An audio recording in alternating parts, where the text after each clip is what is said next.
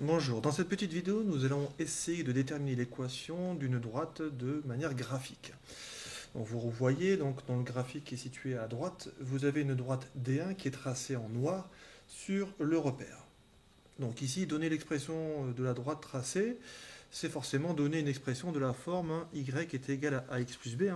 Donc ça, on l'a vu en cours, que toute droite a pour expression y est égal à ax plus b. Y, c'est l'image qui correspond exactement à l'axe vert, et x, c'est l'axe des antécédents. Donc forcément, c'est l'axe qui est en rouge. Nous, reste à déterminer la valeur de a et la valeur de b. Donc si on se rappelle, un petit rappel, donc A représente le coefficient directeur de notre droite, c'est-à-dire la pente.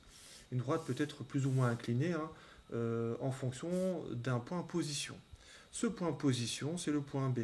C'est exactement l'intersection que possède cette fameuse droite avec l'axe des images. Autrement dit, vous voyez que Y est déterminé à la fois par sa pente, mais aussi par un ancrage.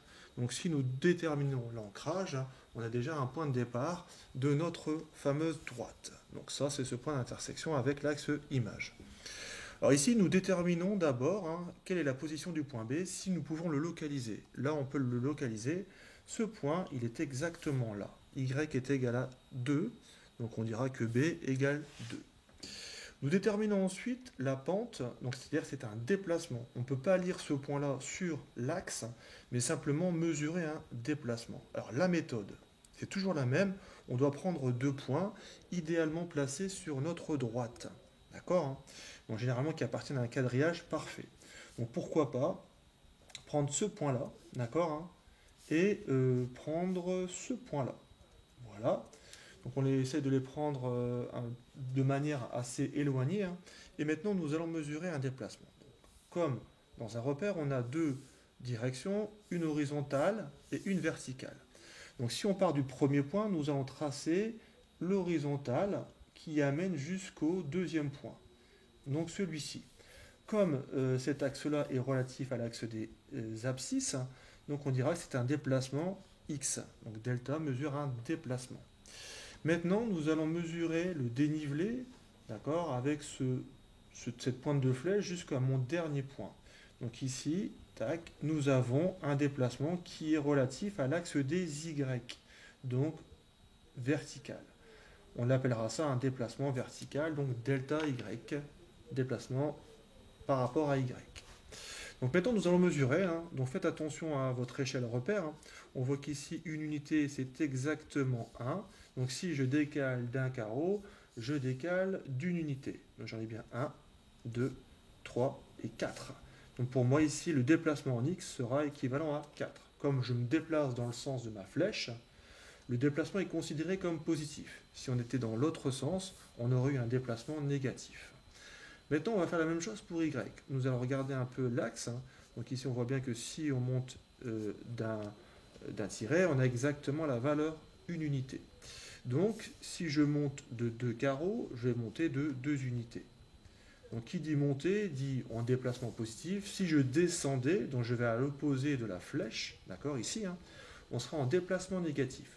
Nous avons deux déplacements, donc un déplacement en y de 2, un déplacement en x de 4. Donc ici, nous allons les noter. J'ai 4 ici et j'ai 2 ici. Pour moi, mesurer une pente, c'est mesurer un dénivelé. Tout comme quand vous avez un panneau sur la route où c'est marqué attention, descendre de 2% ou monter de 2%.